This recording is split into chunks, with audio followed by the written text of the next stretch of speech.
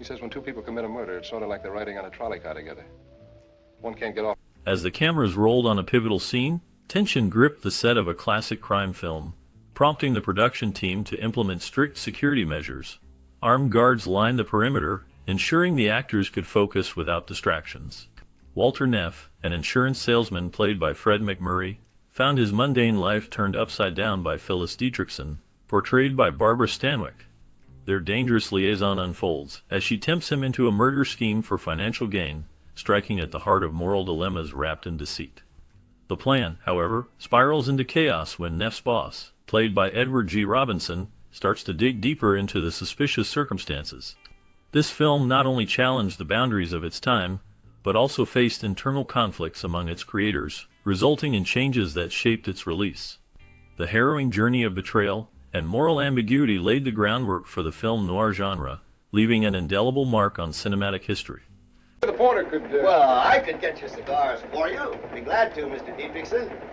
James M. Cain's novella serves as the creative foundation for the film Double Indemnity, which captures the essence of betrayal and greed in the realm of insurance fraud.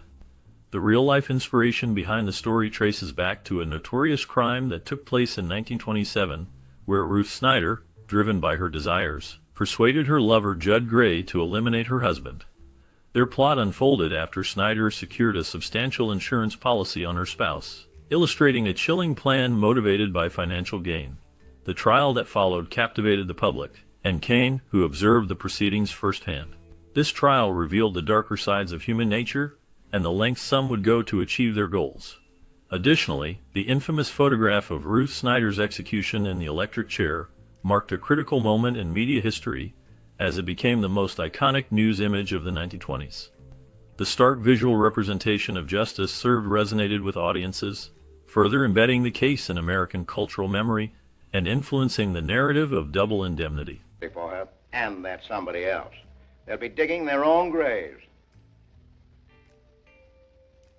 The making of the movie Double Indemnity in 1944 involved significant personal conflicts, particularly between Raymond Chandler and Billy Wilder. These conflicts often escalated to the point where Chandler would threaten to walk away from the project. Both men were strong personalities, each deeply invested in their work, and their creative visions often clashed. Chandler, known for his sharp dialogue and intricate plots, had his own ideas about how the story should unfold. Wilder, on the other hand, was a director with a specific style, an approach to storytelling that did not always align with Chandler's vision. During the production, tensions reached a peak, and it was rare for someone in Wilder's position to concede to a screenwriter like Chandler. Eventually, Wilder recognized the importance of maintaining a collaborative atmosphere to complete the film. He decided to extend a heartfelt apology to Chandler, a gesture that is not commonly seen in Hollywood. This moment of humility marked a significant turning point in their working relationship. Despite their differences, they managed to foster a creative environment that allowed Double Indemnity to become a classic film noir, showcasing both their unique talents. The film's success speaks to their ability to overcome personal struggles and work together. I can't breathe. He's in Long Beach, isn't he? Relax. Maybe I oughtn't to have come. Wilder and Chandler had a vision to keep the essence of James M. Cain's book lived in Double Indemnity, aiming to bring its sharp dialogue to life. However, as they worked through the adaptation, they discovered that the written words often fell flat when spoken aloud. The subtleties and nuances that readers might appreciate didn't quite carry the same weight or impact in a cinematic format. This realization prompted Wilder to conduct readings with contract players. They each read passages from Cain's original dialogue during screen tests, which effectively illustrated the challenges in translating those lines. The result was a clear demonstration that, while the written dialogue could be engaging on the page, it often missed the mark when performed. This experience led Wilder to revise many lines to better suit the natural rhythms of conversation found in film. Ultimately, the process highlighted the unique requirements of cinematic storytelling and the necessity of adapting dialogue not just for clarity, but for emotional resonance. 13. We have succeeded in identifying him as one Nino Zacchetti. Initially, Edward G. Robinson hesitated to take the role in the film Double Indemnity because he found himself demoted to the third lead. This position didn't sit well with him at first, as he was accustomed to prominent roles. However, after some consideration, Robinson decided to accept the part, Once he discovered that his pay would be on par with that of the top stars, despite having a reduced workload. This realization made the opportunity more attractive to him, leading to a notable performance that still resonated with audiences. On another note, a small but interesting detail occurred during the filming. In the very first scene, Fred MacMurray's wedding ring can be clearly seen as he kisses Phyllis. This oversight slipped past the filmmakers until they reached post-production, highlighting how even the smallest details can slip through the cracks in the filmmaking process. These factors contributed to the film's legacy, combining performance dynamics with the intricacies of production choices. Want to know, so she won't yell her head off about what she knows. She's putting on an act for you, crying all over your shoulder, the lion. Billy Wilder's decision to have Barbara Stanwyck wear a blonde wig in Double Indemnity was quite bold. He later claimed that the wig's poor appearance was part of a plan to enhance the character's seductive yet dangerous persona. This choice made her stand out as a femme fatale, drawing the audience in with a mix of allure and suspicion. As the story unfolds, Stanwyck's character, Phyllis Dietrichson, embodies the treachery and cunning of a woman who plots the murder of her husband for insurance money. Additionally, the name of the main character experienced a significant change. Walter Ness was the original name, but it was altered to Walter Neff to steer clear of legal complications associated with a real-life insurance salesman in Beverly Hills. This adjustment not only protected the film from possible litigation, but also helped to create a distinctive identity for the character played by Fred MacMurray. The storytelling flourished as both the visual choices and the character transformations contributed to the film's suspense and intrigue, pushing the boundaries of classic film noir. They've committed a murder. And it's not like taking a trolley ride together where they can get off at different stops. They're stuck with each other and they've got... In the novel, the main character is Walter Huff, who is a key figure in the story's intricate plot of deception and murder. While the film Double Indemnity is known for its exciting twists and dark themes, there was an alternative ending shot where the character Neff is apprehended and ultimately executed for his crimes. This version adds a layer of consequence but was not chosen for the final cut. Instead, director Billy Wilder opted for a more poignant conclusion, allowing Neff to meet his end in the solitude of his office. This ending resonates with themes of regret and isolation, emphasizing the moral dilemmas faced by the characters. Moreover, Phyllis's ankle bracelet serves as a powerful symbol throughout the film. It hints at her willingness to attract the attention of other men, contributing to her femme fatale persona. The bracelet subtly conveys not just allure, but also hints at her manipulative nature, as she draws others into her dangerous schemes. The combination of these elements creates a rich narrative that captivates audiences, reflecting the complex interplay of desire, crime, and consequence. known Neff intimately for 11 years, and I personally vouch for him without reservation. During the filming of Double Indemnity in 1944, strict wartime food rationing had significant effects on the production. With the United States engaged in World War II, rationing was common to ensure that resources were allocated for the war effort. Food items were in short supply, and this created a challenging environment for film crews who needed to maintain energy and morale while working long hours. Consequently, Paramount Pictures dealt with this issue by placing policemen on the set to monitor food supplies. Their presence was a direct response to concerns that crew members might be tempted to take food that was meant for the cast or the production itself. To further publicize the film and highlight the realities of the wartime setting, Paramount released publicity stills. These stills notably featured the four policemen, along with the film's stars, creating a unique connection between the film and the everyday struggles faced by Americans during the war. This clever marketing strategy not only drew attention to the film, but also resonated with audiences experiencing the impacts of wartime rationing in their own lives. The juxtaposition of filmmaking against the backdrop of global conflict added a layer of authenticity and urgency to the movie's release, making it a remarkable piece of cinema history.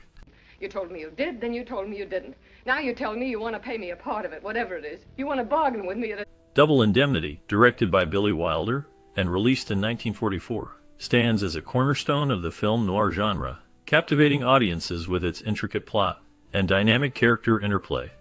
At the heart of the story is Phyllis Dietrichson, portrayed by Barbara Stanwyck, who devises a plan to eliminate her husband with the assistance of insurance salesman Walter Neff, played by Fred MacMurray.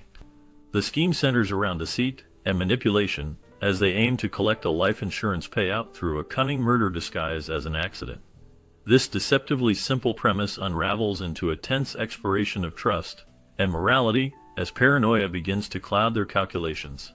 The film is visually striking, characterized by its dark aesthetics and clever use of shadows that define much of the noir style. Wilder's direction is meticulously crafted, moving at a rapid pace that echoes the urgency of the characters' decisions. The screenplay shines with sharp, quick dialogue that serves both to entertain and to deepen the viewer's connection to the characters. Lines delivered with acerbic wit often capture the essence of their fraught dynamics and the underlying tension of their situation. For instance, exchanges between Phyllis and Walter convey an enigmatic chemistry where their interactions oscillate between seduction and underlying distrust. Stanwyck's performance is particularly noteworthy. She imbues Phyllis with a blend of allure and danger, making it clear that behind her charm lies a cold, calculating mind. McMurray's portrayal of Neff marks a significant departure from his usual roles, as he navigates the complexities of a man torn between desire and conscience. While there may be some viewers who see McMurray as limited by his previous image from family-friendly films, here he delivers a compelling and multifaceted performance. The film is further enhanced by Edward G. Robinson's captivating portrayal of Barton Keyes, Walter's colleague and friend, who embodies both a sense of authority and a deep emotional understanding. His apprehension toward the events unfolding adds another layer of suspense to the narrative. Critics hailed Double Indemnity as a defining work of film noir, often lauding its ability to interweave suspense with moral ambiguity. While some expressed that it might lack the emotional depth of other noir films, it's difficult to overlook the powerful interplay of characters navigating their dark desires. The film isn't without its detractors. For some, there are discussions about its pacing or certain artistic choices, such as Stanwyck's wig, which may evoke a chuckle rather than the intended gravitas. Nonetheless, these minor misalignments do not overshadow the film's status as a compelling and expertly crafted thriller. Despite differing opinions, many find the film to be a masterpiece that not only entertains, but also provokes thought about the consequences of deceit and the fragile nature of trust. Its impact on the genre is undeniable, serving as a blueprint for future film noir works. For anyone yet to experience Double Indemnity, the consensus is clear: it's a film that should not be missed. Its blend of complex characters, sharp writing, and dark cinematography makes it a compelling watch that expertly reflects both the time in which it was made and the universal themes that resonate throughout the decades. You go trout fishing? Maybe I saw you up Klamath Falls way. No, I don't fish. As the shadowy drama of Double Indemnity fades, leaving behind a trail of deceit and desperation, we turn our gaze to the faces that brought this unforgettable story to life. Prepare to delve deeper into the lives of the cast members who played pivotal roles in this classic film. What happened to Barbara Stanwyck after her thrilling portrayal of the cold and cunning Phyllis Dietrichson? How did Fred McMurray's career evolve following his iconic performance? From triumphs to tribulations, the paths of these actors offer a captivating glimpse into Hollywood's golden age. Discover the intriguing twists and turns of their lives post-Double Indemnity, revealing tales of success, struggles, and the indelible mark they left on the film industry. Get ready for a bonus segment that uncovers the rich tapestry of their careers, shedding light on the unique stories that continued to unfold long after the credits rolled. Jealous rages, and then I'd tell him where she was. And you know what he would have done to her, don't you, Walter? Yeah. In the 1944 film Double Indemnity, Clarence Muse played the role of a key witness in a plot driven by deceit and murder. Muse, a groundbreaking African-American actor, delivered a nuanced performance that added weight to the story's dark, twisted narrative. His character reflects the tense atmosphere of the era, dealing with themes of betrayal and moral ambiguity. After Double Indemnity, Muse's career continued in both film and television, often portraying complex characters that challenge racial stereotypes. Yet, behind his professional facade lay personal struggles.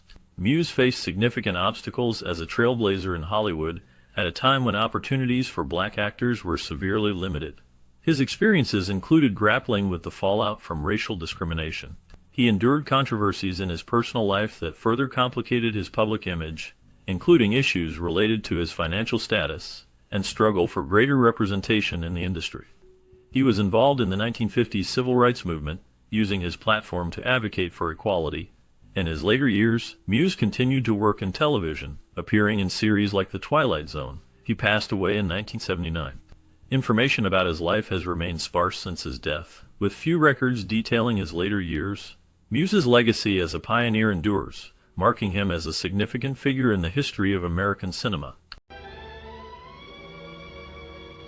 Shut up, baby. Barbara Stanwyck's portrayal of Phyllis Dietrichson in the 1944 film Double Indemnity stands out as a hallmark of film noir, exuding a chilling blend of seduction and ruthlessness. In this role, she skillfully navigates the complexities of a femme fatale, captivating viewers while orchestrating a sinister plot driven by greed and betrayal.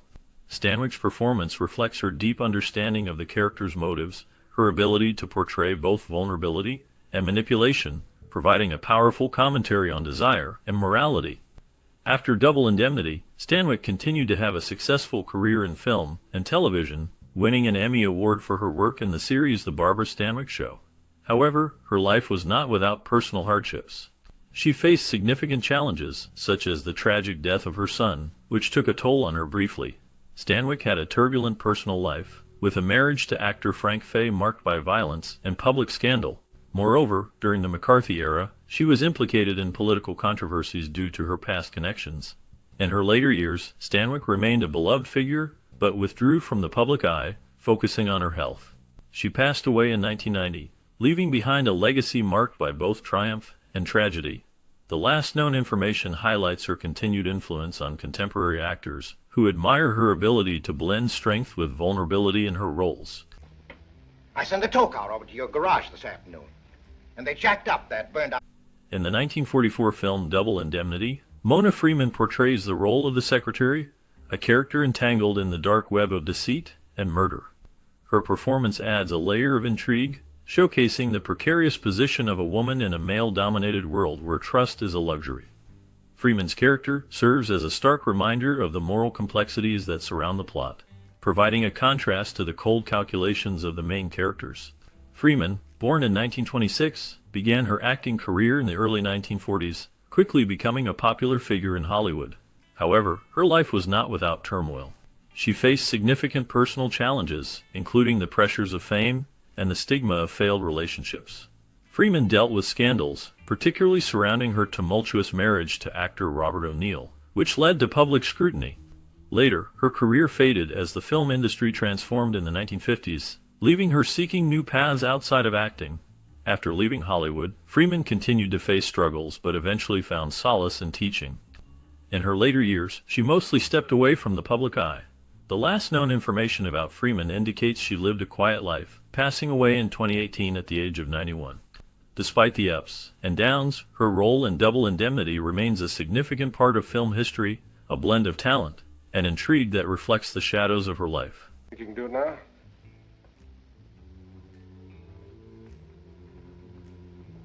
Fred MacMurray played Walter Neff in the 1944 film Double Indemnity, a role that defined him as a complex character caught in a web of deceit and moral ambiguity. Neff is an insurance salesman drawn into a deadly affair with femme fatale Phyllis Dietrichson, portrayed by Barbara Stanwyck. MacMurray's performance exudes a chilling charisma, showcasing a man whose ambition leads him down a dark path of betrayal and murder. This performance shifted his image from a charming leading man to a darker, more serious actor. After Double Indemnity, MacMurray continued to work steadily in Hollywood, but he faced challenges that shaped his career. He became known for family-oriented films, often working with Disney, but the stark contrast to his earlier roles caused some conflict within him. Rumors swirled around his personal life, including failed marriages and a rumored affair with actress Kate Hepburn. Despite his fame, MacMurray preferred a private life, retreating to his ranch in Palm Springs, away from the Hollywood spotlight.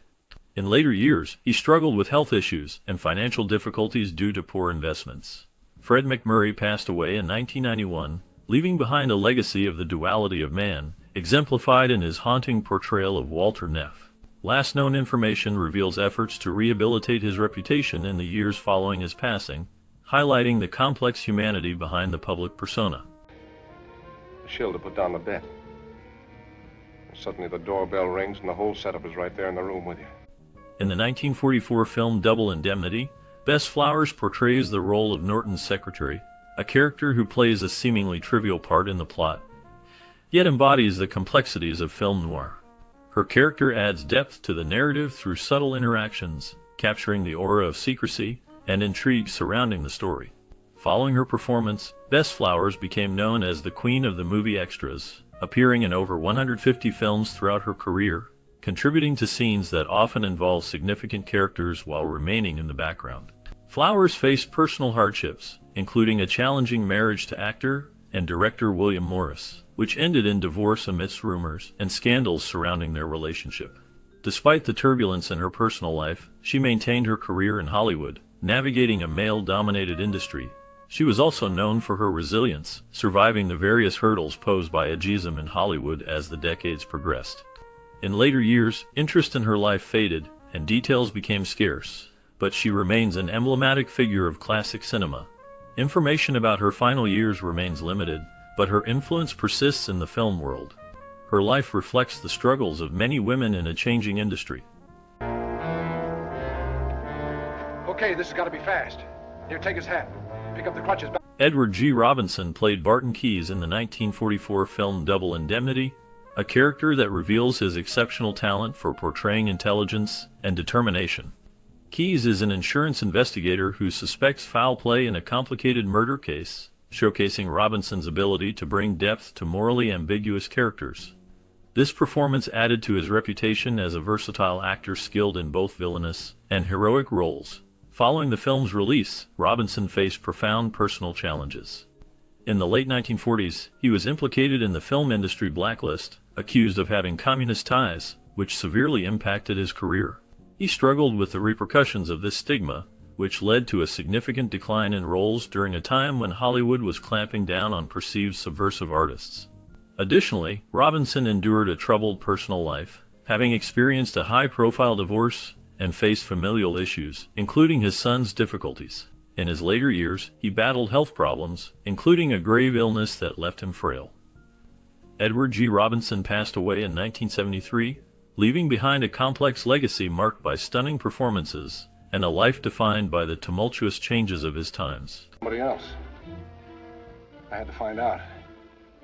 I knew where to look.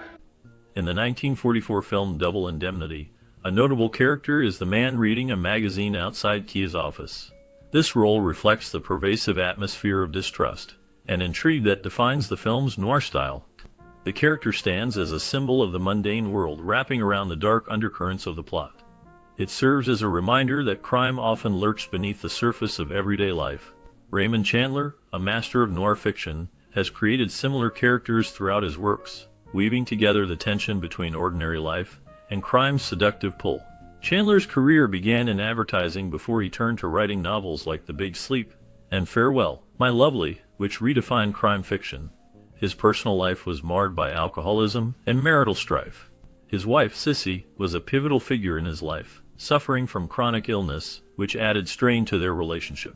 Chandler faced financial struggles during the Great Depression and often battled with his inner demons, finding solace in writing. His later years were marked by a downward spiral as he struggled with depression and the changing landscape of Hollywood.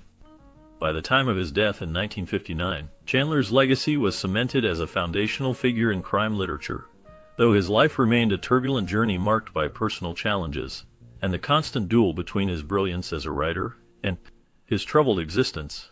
Policy to him personally, didn't you? Yeah. You got his check. Sure I did. Got any by cop? In the 1944 film Double Indemnity, Porter Hall plays the role of Mr. Jackson, an insurance claims adjuster who is pivotal to the unfolding plot. His character represents the moral complexities of the insurance world, serving as an obstacle to the main character's deceitful scheme. Hall's performance captures the tension and intrigue of the film, making Mr. Jackson a memorable figure in this classic noir narrative. Hall's career spanned several decades, and he appeared in numerous films and television shows, generally portraying supporting roles that often revealed a darker side of human nature. Beyond his acting, Hall faced personal struggles that shaped his life. Reports indicate that he dealt with alcoholism, which impacted his relationships and career opportunities. He was married for many years, but his relationship with his wife became troubled due to his addiction. In later years, Hall lived a quieter life, distancing himself from the Hollywood spotlight. His final acting credits came in the 1950s, after which little is known of his activities. Hall passed away in 1979, leaving behind the shadow of his enigmatic roles. His legacy continues to resonate, particularly through his memorable performance as Mr. Jackson in Double Indemnity.